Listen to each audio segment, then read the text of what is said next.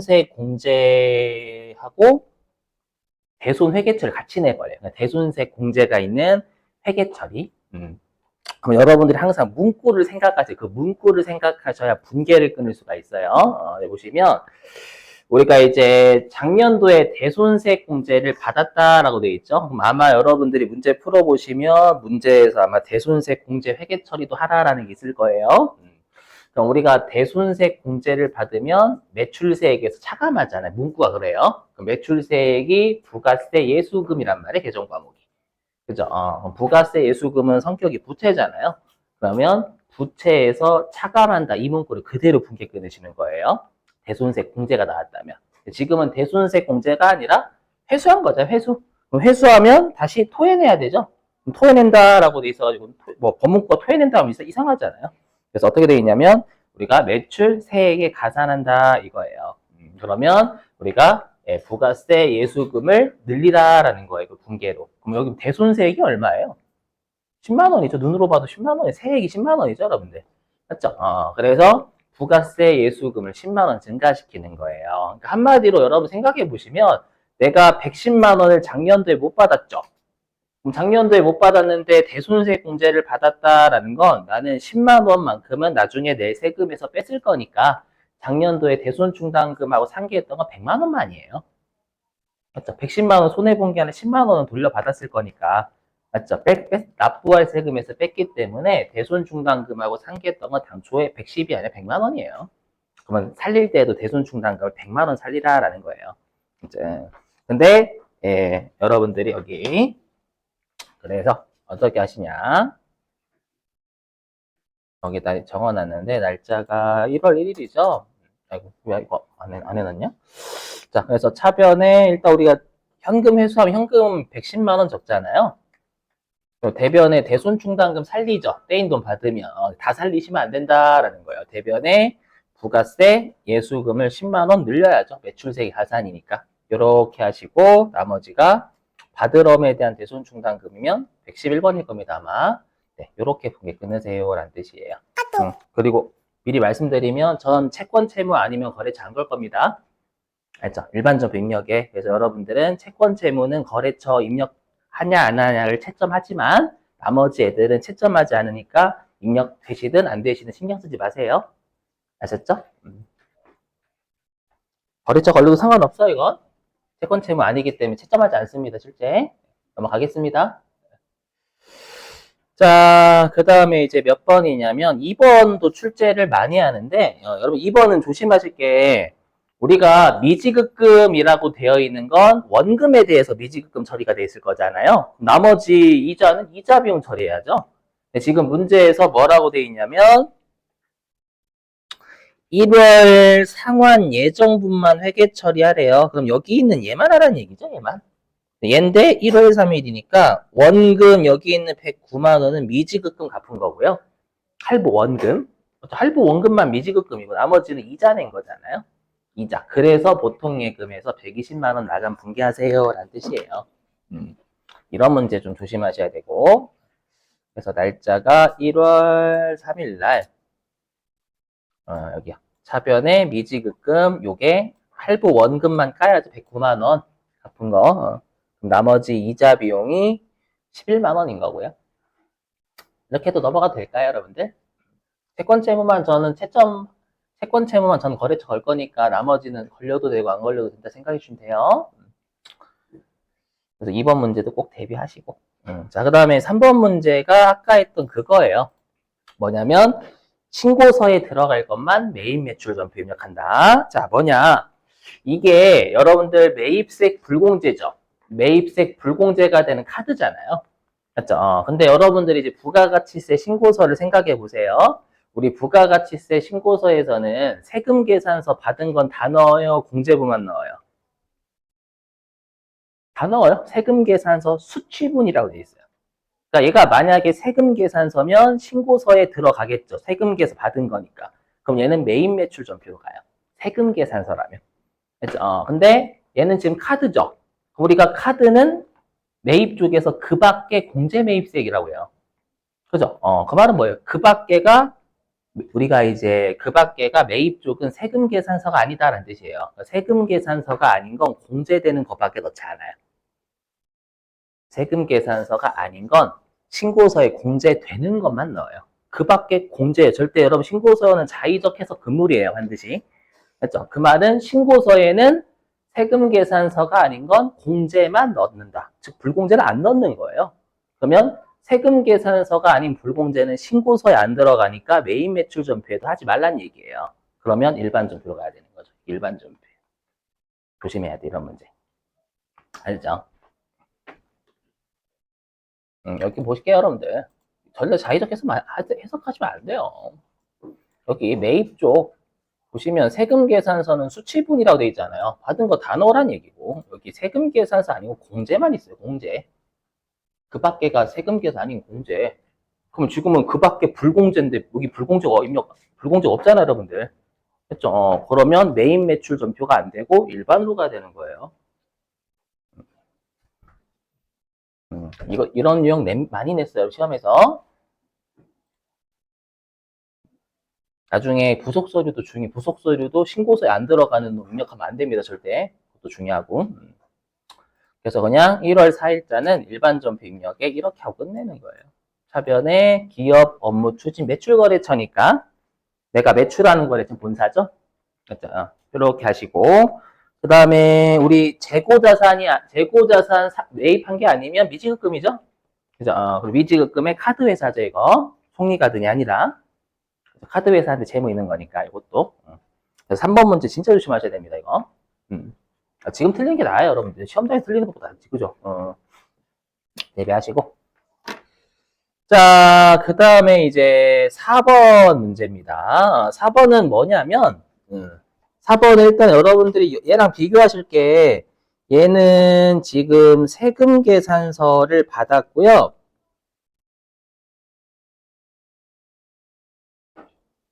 매입세액을 부담했어요. 그럼 그 밖에 다 아니죠? 세금 계산서 수치분이니까 수치했고 매입세 부담했으면 신고서에 들어가는 놈이에요. 즉 매입 매출 전표로 가시면 된다라는 전표 입력이니까. 자, 근데 제가 이걸 왜 했냐면 특히 세무 1급은 조심하실 게 우리가 세무 1급은 우리 일반적으로 세무 2급까지는 매입 매출 전표 입력의 수출 쪽을 내국 신용장 그거랑 뒷수출만 내잖아요. 세무 1급은 다른 사유도 내버려요. 다른 사유 찾으시면 돼요. 그리고 마찬가지로 조심하실 게 우리가 세무 1급은 우리가 매입세액이 면세 사업과 관련된 매입세액도 출제 많이 합니다, 실제로. 그렇죠? 근데 세무 2급까지는 잘 출제하지 않는단 말이에요. 그래서 면세 사업과 관련된 매입세액도 매입세 부담해야 돼요. 가끔씩 어떤 오해 하시냐면 면세 사업자는 매입세 부담하지 않나 안 부담하는 거 아니에요? 라고 생각하시겠지만 그건 본인들이 매출할 때 얘기하는 거예요. 그렇죠? 매입할 때는 상대방이 달라는 대로 줘야 돼요. 상대방이 10%면 10% 줘야 됩니다. 면세사업자도. 자, 근데 보니까 이거는 여러분들 기계장치의 설치 비용이면 기계장치 얹어야 되는 거잖아요. 그죠? 자산 취득부대 비용이니까. 네. 그럼 얘는 메인 매출 전표 입력 1월 5일자로 가셔가지고 유형은 불공이죠. 그죠? 네. 불공. 이게 불공제되는 세금 계산서의 줄임말이에요. 조심하셔야 돼. 무조건 불공제라고 여기다 넣는 거 아니에요. 세금 계산서까지 포함. 자, 그래서 공급가액은 6,200만 일괄 받았다라고 했으니까 6,200만 원이죠. 6천만 원에 200만 원 더한 거. 6,200이고요. 그 다음에 우리가 분계 유형은 외상하고 현금 나갔으니까 혼합입니다요. 그죠? 자, 그리고 여기 불공제 사유에 여기 있죠. 면세 사업 관련 이걸 꼭 넣으셔야 된다라는 거. 요거 잘 내요. 면세 사업 관련이요. 자, 그럼 일단 현금은 부가가치세까지 포함이니까 220만 원 나갔죠. 요게 설치 비용 나간 거고요. 그 다음에 기계장치 외상으로 산 건 부가가치세까지 포함은 6,600이잖아요. 미지급금 잡으시면 되겠죠. 이렇게 실제 냈던 문제예요. 제가 숫자만 돌려버린 거예요. 이렇게 잡습니다. 이렇게. 넘어가도 될까요? 자, 이제는 5번입니다. 5번. 5번이 수입에서 가장 어려운 애기 때문에 요거 가지고 한 거예요, 여러분들. 예. 무조건 이렇게 된다는 법은 없어요. 제 입장에서는 어려운 걸로 대비를 시켜야 되는 거니까. 자, 보시면, 보니까요. 그리고 여러분 이거 조심하실 게, 수입이라는 유형도 매입세 공제가 돼야 걸 수 있어요. 알죠? 만약에 내가 외국에서 뭐 벤츠 같은 거 수입했대. 그러면 그건 비영업용 소형 승용차 쪽이니까 이때는 불공으로 가야 되는 거예요. 아셨죠? 그래서 무조건 수입이라고 수입 거시는 거 아니에요. 그럼 지금은 원재료를 수입했고 세액을 부담했으니까 이건 매입세 공제되는 세금 계산 수입 세금 계산서이기 때문에 수입 거실 수 있는 거고요. 그 다음에 조심하실 게 여러분들 거래처 누구 걸어야 돼요? 지멘스 세관장, 세관. 세관 걸어야죠. 왜? 지멘스는 우리나라에 부가세 안 내요. 맞죠? 그래서 세관장을 재화의 수입 같은 경우에는 가상의 공급자로 보죠. 맞죠? 그래서 세관장이 500만 원에 공급한 것으로 봐서 50만 원을 세관장이 걷어요. 자, 근데 여기 보니까 여기 있어요, 여러분들. 여기 대놓고 나와 있죠? 어떻게 돼 있냐면 과세 표준은 관세 과세 가격. 여러분 관세 과세 가격이라는 건 그 물건 가격이라고 생각하시면 돼요. 관세를 물릴 때 그 물건 가격을 관세 과세 가격이라고 합니다. 그래서 개별 소비세, 주세, 교통세, 농어촌 특별세 합계액으로 한대요. 그럼 지금 관세의 과세 가격이 얼마냐면 지금 500만 원짜리 원재료인 거잖아요, 이거. 그죠? 지금 여기에서는 그러면 여기 있는 재비용 어디였어? 여기 재비용 관세 50만 원, 통관 수수료 15만 원은 미착품 계정 쓰라고 대놓고 줬어요. 그렇죠? 근데 조심하실 게 우리가 위쪽은 부가가치세와 관련된 거 입력하는 거고 아래쪽은 일반 전표 입력이 가야 되는 놈이란 말이에요, 여러분들. 그죠? 자, 그러면 어디였냐? 메인 매출 전표 입력이 1월 30일이죠. 자, 유형은 수입입니다. 수입 세금 계산서인데 매입세 공제될 때만. 그 다음에 공급가액은 500만 원 넣으면 알아서 컴퓨터가 이건 세관장이 먹는 금액이 아니다라는 거 판단해서 알아서 치워버려요. 500만 원 안 걸죠? 자, 그리고 여기 조심히 지멘스 거시면 안 돼요. 맞죠? 외국 놈은 부가가치세랑 관련 없는 공급자예요. 맞죠? 그래서 세관장 거셔야 된다는 거 조심. 그 다음에 분계 유형은 네, 요거는 여러분 조심하실 게 우리가 그 현금, 외상, 카드는 분계가 안 내려가요. 여러 가지 분계를 끊으려면 계속 내려야 되잖아요. 그래서 분계를 계속 내리려면 여러분이 혼합 거셔야 됩니다, 무조건. 이 현금 걸면 미착품이 안 걸려요. 안 내려갑니다, 커서가. 알죠? 그래서 분계 많이 끊으시려면 무조건 혼합 거셔야 됩니다요. 자, 그럼 보니까 어차피 뭐 이 50만 원은 세관장한테 준 거고 세관장한테 준 매입세 공제 가능하단 말이에요. 그래서 이거 원재료 거시면 안 됩니다. 원래 부가세금이에요. 매입세 공제가 되는 놈이니까 50만 원. 그렇죠? 그리고 미착품 65만 원 관세 50과 통관수 수료 15만 원 더하면 되겠죠, 여러분들? 나머지가 현금으로 나갔다라고 공개해 주시면 되겠습니다.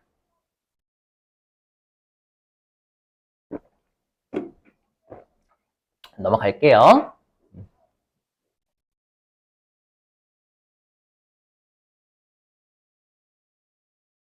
자, 그 다음에 6번은 잃어버린 기억을 찾아서입니다. 이거 세무 2급 때 배우세요. 뭐 메인 매출, 우리 원래 예정신고 누락분을 확정신고에 할 때는 신고서 가서 하잖아요.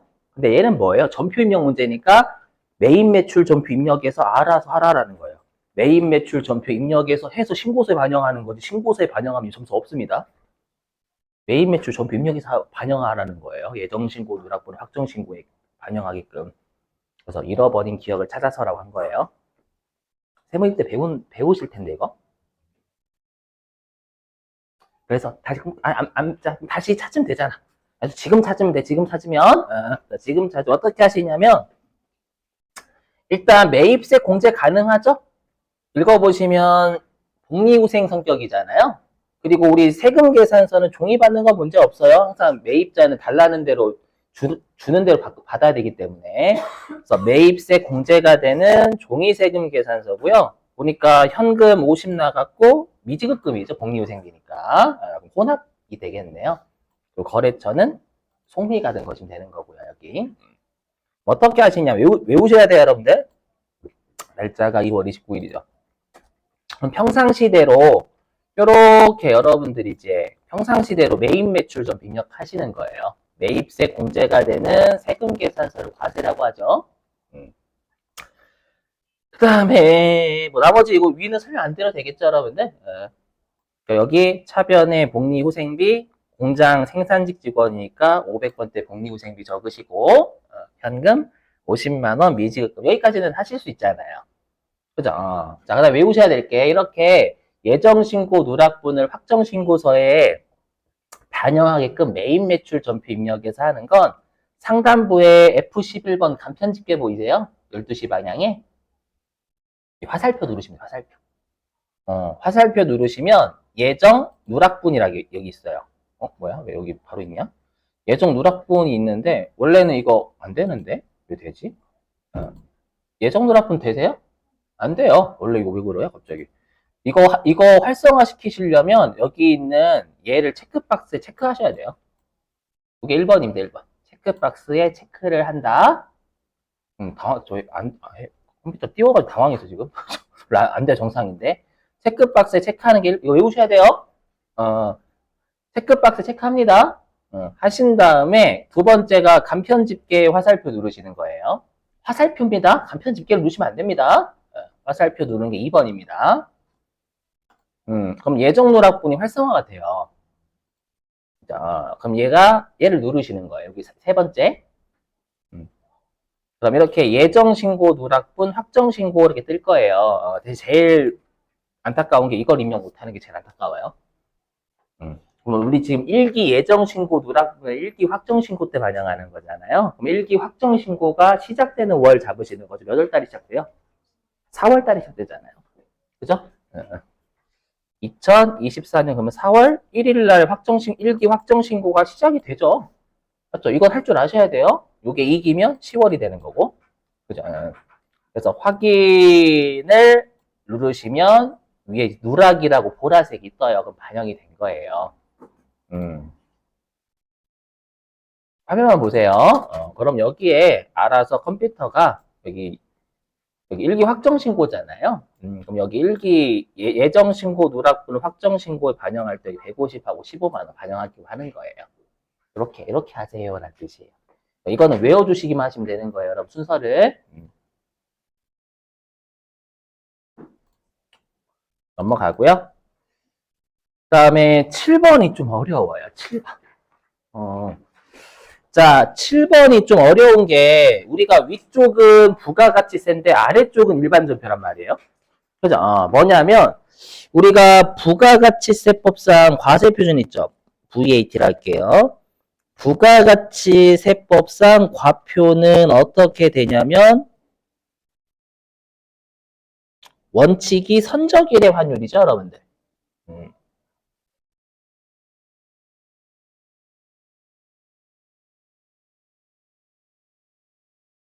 근데 예외로 선적일 이전에 원화로 환전하면 그 환전일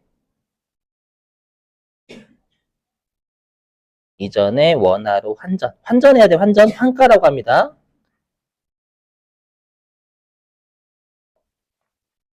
아유, 죄송합니다. 환가하면 이때는 환가한 금액 이렇게 돼 있어요. 이게 부가가치세법상 과표입니다. 근데 조심하실 건 재무회계는 요딴 거 없어요. 재무회계는 요딴 거 없어요. 선적일이 원칙, 예외적으로 선적일 전에 원화로 환전한 날의 환율 없어요. 회계는 다른 거예요. 입력하는 방식이. 어떻게 하시냐면 그럼 지금 문제에서 2,000달러는 여기 2,000달러는 2월 12일자에 달러당 1,200원으로 계약금 수령했잖아요. 했죠. 그럼 나머지 18,000달러에 대해서만 외상매출금 잡아야죠. 회계는. 그죠? 근데 부가가치세 뭐예요? 2월 10일 날 환전 안 했어요. 환전 안 했으니까 그냥 총 2만 달러에 대해서 그냥 선적일자 환율 곱하면 되는 거예요. 그죠? 자, 한번 해볼게요. 자, 그래서 3월 3일자. 그럼 유형은 수출이죠, 여러분들. 직수출. 그리고 죄송한데 제가 모르고 수출 신고 번호 입력을 생략한다 그 문구를 빠뜨렸어요. 사람 실수할 수도 있지 뭐. 죄송해요. 그래서 여기 있는 건 뭐 얼마냐면 2만 달러에 대해서 부가가치세법이다 여기는. 했죠. 그래서 선적이라고 환전일 둘 중에 빠른 날인데 환전을 안 했으니까 그냥 1,100원 곱한 게 과표로 가는 거예요. 되셨죠? 일단 이렇게. 자, 그리고 요거는 지멘스인데 조심하시기 여기 분계 유형부터는 이제 회계예요, 회계. 여기서부터 회계요. 가끔씩 여러분들 이거 오해하시는데 위쪽은 부가가치세고 이제 분계 유형서부터는 회계로 가는 거예요. 아래쪽 일반 주로 가는 애거든요. 여기는. 그럼 회계에서는 2,000달러에 대해서 선수금 잡았을 거 아니에요? 그죠? 선수금 잡았을 거고 그 다음에 우리가 재무회계에서는 요딴 거 없고 그냥 인도했을 때 매출이란 말이에요. 맞죠? 그럼 인도한 날은 언제야? 3월 3일이니까 그냥 2만 달러에 대해서 우리가 1,100원 곱한 게 회계상 매출이 되는 거, 제품 매출. 자, 근데 선수금 보시면 선수금은 그러면 240만 원으로 돼 있을 거죠. 회계상. 그럼 선수금 까야 되잖아요. 인도했기 때문에. 그래서 여기 제품 매출은 2,200만 원이 이게 부가가치세가 아니라 재무회계예요. 재무회계에서는 2만 달러에 1,100원 곱한 거예요, 그냥. 재무회계는. 빠른 날에 환율 그딴 거 없어요. 그렇죠? 그럼 선수금은 2,000달러에 1,200원을 환전했잖아요. 그럼 외상 매출금은 얼마예요? 여기 있는 외상 매출금 어떤 색깔로 해야 되냐면 여기 파란색으로 하면 외상 매출금은 나머지 18,000달러에 대해서 1,100원의 외상 매출금 인식하는 거죠. 재무회계는. 이렇게 계산하면 아마 1,980만 원 나오더라고요. 1,960 아니에요, 이거? 여기 이거 좀 어려워요. 그래서 이거 나머지와 외환 차익이 돼요. 외환 차익. 자, 왜 그런지 설명을 해보면 일단 말로 해볼게요. 생각해 보시면 이 차이가 뭐냐면 자 보세요. 이 차이가 뭐냐면 이 제품 매출에 대해서는 2만 달러죠. 2만 달러에 대해서 1,100원으로 인식을 한 거잖아요. 맞죠? 그리고 여기 있는 외상 매출금도 18,000달러에 대해서 이때 인도에서 1,100원으로 했단 말이에요. 맞죠? 근데 나머지 차이 나는 게 2,000달러잖아요. 그럼 차이 나는 게 여기에 2,000달러에 대해서는 차이가 나는 게 얘는 1,100원이 들어가 있는 거고. 맞죠? 2만 달러, 2,000달러는 1,100원으로 매출로 인식된 거고요. 근데 우리가 선수금 있죠? 선수금이 2,000달러잖아요. 선수금 2,000달러는 얼마로 인식돼 있어요? 1,200원. 그럼 내 입장에 생각해보면 여러분들 입장에서는 내가 매출할 때는 달러당 1,100원이었는데 환율이. 근데 계약금 받았을 때는 달러당 1,200원이었단 말이야. 내 입장에서는 아싸 이거잖아. 매출할 때는 1,100원이었는데 환율이 계약금 받았을 때는 1,200원이네. 아싸 2,000달러에 대해서는 환율 100원 이득 봤다. 자, 다시. 아니 2,000달러 아니 18,000달러 똑같잖아요. 18,000달러는 똑같이 1,100원 인식했고 맞죠? 요때 매출했을 때 나머지 2,000달러도 여기 제품 매출에는 1,100원을 인식했잖아요. 근데 내가 계약금 받았을 때는 1,100원으로 받았어요. 1,200원일 때 받았어요.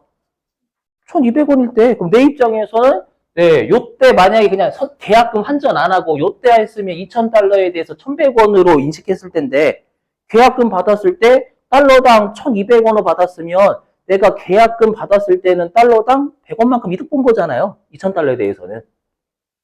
그래서 외환 차익 거의 2,000달러에 100원만큼 내가 계약금을 수령했을 때 100원만큼 이득 본 거잖아요, 여러분들. 되세요? 매출은 달러당 1,100원 인식했죠. 2,000달러에 대해서는. 계약금 받았을 땐 1,200원 환전해버렸거든. 아싸, 개이득! 이렇게 되는 거 아니야? 집에 가서 고민해보세요. 내가 그렇게 생각하고. 그냥 정 어려우시면 그냥 빵꾸 나는 곳에 대변이면 외환 차익, 빵꾸 나는 곳이 차변이 외환 차손 적으시면 돼요. 그게 결론이에요. 정 어려우시면. 한번 대여서 고민해봐요, 여러분들. 매출의 인식 시기는 회계는 인도 시점이에요. 맞죠? 인도 시점에 1,100원을 인식했는데 계약금 받았을 때는 당연히 1,100원이 아닌 1,200원으로 내가 계약금을 여러분들 환전도 안 했잖아요. 1,200원으로 받았으면 환율이 100원만큼 이득 본 거 아니에요? 2,000달러에 대해서는. 아니에요. 회계사 고민해 보시고 여기 할 때마다 좀 힘들어. 네, 안 할 수가 없어가지고. 아셨죠? 잘 고민해 봐요. 자, 됐고요. 그 다음 몇 번이었었냐면 여기 11번이죠. 11번 바로 해볼게요. 11번. 자, 11번은 요거 대손세 공제니까 아까 했던 부가세 예수금에서 차감하면 되는 거예요. 아, 여기? 예. 근데 조심하실 게 뭐냐면 우리가 지금 4월 3일자에 어딨냐? 외상매출금에 대한 대손충당금 잔액을 조회하라는 얘기 있듯이 여기. 대손일 현재 우리 지금 어디 갔어? 외상매출금에 대해서 대손세 공제를 받아야 되는데 대손일 현재 관련 계정을 조회하라라는 건 지금 우리가 대손 회계 처리할 때 대손충당금 상기하잖아요.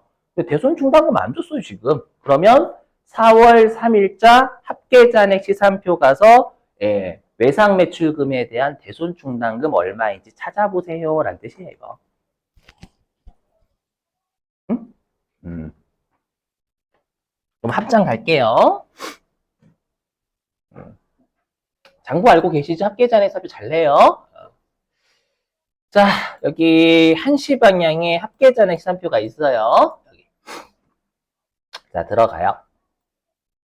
그럼 날짜가 언제냐면 4월 3일이죠. 4월 3일. 가면 여기 있네요. 여기 외상 매출금에 대한 대손충당금 잔액이 63만 원이 있어요. 보이시죠? 63만 원. 그렇죠? 우리 대손충당금은 채권 빼는 놈이니까 대변태생이잖아요. 맞죠? 그럼 63만 원. 원래 우리가 지금 얼마 손해본 거냐? 600만 원 손해본 거죠. 왜냐하면 660만 원이지만 대손세 공제 60만 원 받으면 600만 원만 대손 처리하면 될 거 아니에요? 맞죠? 근데 대손충당금 63만 원까지밖에 없어요. 그럼 나머지 금은 대손상각비 잡아야지. 실제 업무도 이렇게 하셔야 돼요, 여러분들이. 그렇죠? 그래서 어떻게 하시냐?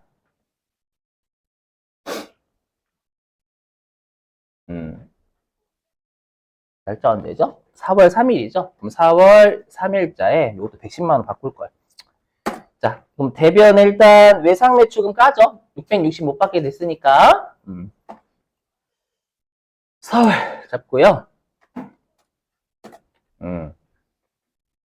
근데 우리 대손세 공제면 부가세 예수금에서 차감하잖아요. 맞죠? 부채에서 차감하니까 차변에 부가세 예수금 60만 원 이렇게 잡는 거 일단. 요게 매출세액에서 차감하는 분계한 거예요. 요게. 되셨죠? 그리고 원래 대손충당금 나머지 600만 원 없애야 되잖아요. 근데 지금 63만 원밖에 없는데 600만 원 어떻게 닦아요? 그죠? 그래서 차변에 대손충당금이 아까 63만 원 있었죠? 63만 원. 그러니까 예상치 못하게 더 까인 거예요. 그럼 나머지는 대손 상각비 이렇게 잡으라는 얘기. 이거 합치면 600이자 600에 대손충당금 상기해야 되는데 63만 원밖에 없으니 나머지는 대손상각비 잡아야죠. 이렇게 이해되시겠어요? 실제로 요런 거 잘 내요.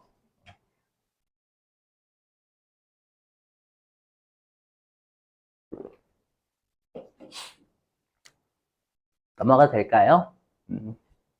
자, 이제 13번 해볼게요. 13번. 자, 일단 13번은 여러분들 처분 손실 얼마죠? 매도 가는 증권 처분 손실. 그렇죠. 500이에요, 500. 나오셔야 되고. 왜냐면 취득가하고 처분가 비교하면 되는 거잖아요. 맞죠? 그거고. 그 다음 핵심은 매도 가는 증권 팔았으니까 평가 손실 280만 원 있죠? 그거 없애면 되는 거예요. 실현됐으니까. 이 두 개만 하시면 나머지 쉽습니다. 그래서 저는 그 두 개부터 먼저 했어요. 여기. 자, 4월 7일 날. 아시죠? 순서는 어차피 차변부터 먼저 하셔도 되는 거. 어려운 거, 뭐. 대변에, 요거. 매도 가는 증권, 처분 손실. 제가 지금 밑줄 치는 게 가장 어렵고 나머지 쉬운 애들입니다. 요 두 개요. 자, 뭐. 일단, 취득가액하고 처분가액하고 처분가액하고 취득가액 비교해서 처분, 손익 구하는 거. 요거. 지금 어려운 애들이에요. 요 두 개 밑주신 게. 그 다음 처분했으니까 매도 가는 증권 평가 손익이 실현된 거기 때문에 날려요. 그렇죠? 그럼 매도 가는 증권 평가 손실이 있었을까요? 전년도 말에 280만 원. 그렇죠? 그럼 걔를 제거해야 되니까 대변으로. 그렇죠? 이렇게 이 두 개만 하시면 나머지는 그냥 여러분 하실 수 있는 거잖아요. 뭐 돈 받은 거 적으실 거고, 그 다음에 매도 가는 증권 7,220 까실 거고, 이 두 개는 하실 수 있단 말이에요, 여러분들이. 그래서 빨간색 친 거부터 먼저 하시는 거 추천. 이게 제일 어렵거든요. 나머지는 쉬워요. 그죠? 대신에 매도 가는 증권은 178번 쓴다라는 거 외우셔야 되는 거죠. 그죠? 분계는 뭐 순서는 상관없으니까. 빨간색만 잘 해주시면 나머지는 괜찮다라는 거예요.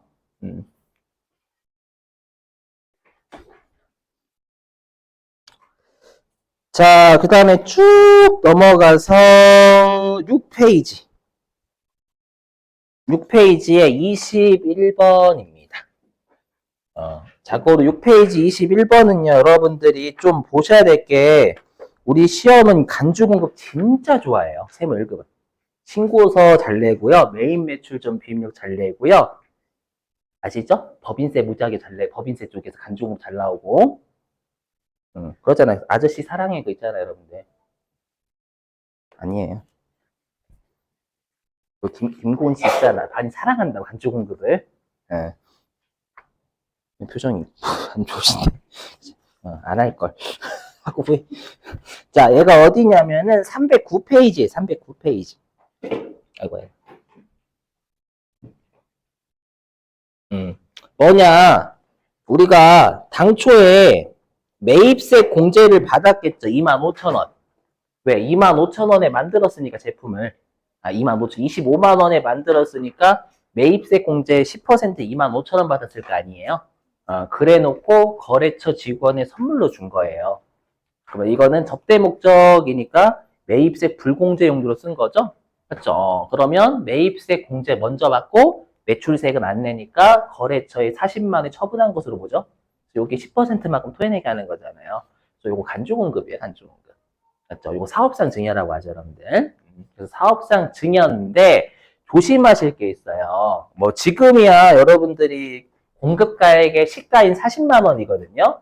근데 이게 문장이 이렇게 바뀌잖아요. 이게 거래처가 아니라 이게 우리 회사 직원이에요. 우리 거래처가 없고 우리 회사 직원으로 바뀌잖아요. 그럼 이때는 40이 아니라 30 집어넣으셔야 돼요. 뭐 우리가 그 종업원 그 개인적 공급 있잖아요. 간주 공급에서 우리 회사가 종업원 경조 직원의 경조사와 관련된 재화를 경조사와 관련 우리 회사의 재화를 경조사와 관련돼서 주면 10만 원 초과분만 과세해버려. 10만 원 초과분. 그래서 신고서 입력하실 때도 10만 원 초과분만 입력하셔야 되고 메인 매출 전표에도 10만 원 초과분만 입력해야 돼요. 이거 조심해야 돼요. 맞죠? 요게 거래처가 없고 직원으로만 살짝 바뀌면 30이에요. 아셨죠? 도말할 때 외워주세요. 중요하단 말이에요, 이거. 세무 읽음 간중공 진짜 좋아요. 자, 근데 지금은 다행히 거래처 직원이 아니라, 우리 회사 직원이 아니라 거래처 직원이니까. 거래처 직원은 10만원 초과분 그런 거 없어요. 전액에 전액. 맞죠? 근데 우리 간주공급은 세금 계산서 같은 증빙 발급하면 두드려 맞는다라고 했죠. 상대방한테. 그래서 세금 계산, 그러니까 증빙 없는 과세 매출이니까 건별로 잡으시면 됩니다. 건별. 10%로 과세하지만 증빙은 발행할 수가 없잖아요. 상대방한테. 그죠? 네, 그래서 여기 5월 5일자 유형은 건별입니다. 여기요.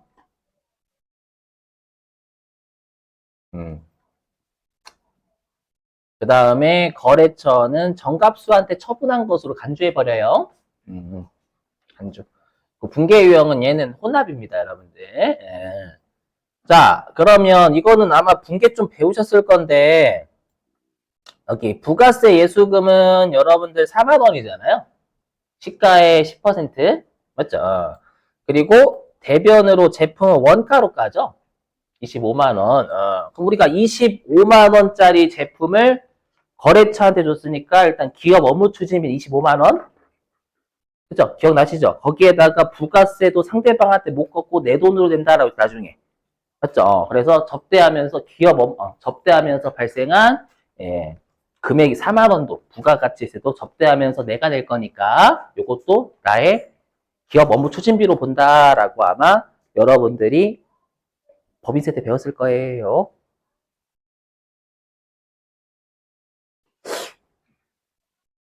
당황스러운데? 그죠? 배웠을 거예요. 우리 사업상 증여 관련된 매출세액도 기업 업무 추진비로 본다. 아니에요. 그래서 29만 원이 기업 업무 추진비가 되는 거예요. 25만 원짜리 줬으니까 25만 원 기업 업무 추진비고 4만 원의 부가세 상대방한테 걷어서 낼 수가 없잖아요. 내 돈 가지고 내는데 비용이 발생한 거니까 4만 부가세 예수금 4만 원도 나의 기업 업무 추진비에 가산되는 거예요. 오케이? 근데 대변에 아까 했었지만 제품 사라졌잖아요. 그렇죠? 그럼 타개정 대체 반드시 걸어야죠, 여러분들. 매출 목적 이외 목적 썼으니까. 이렇게.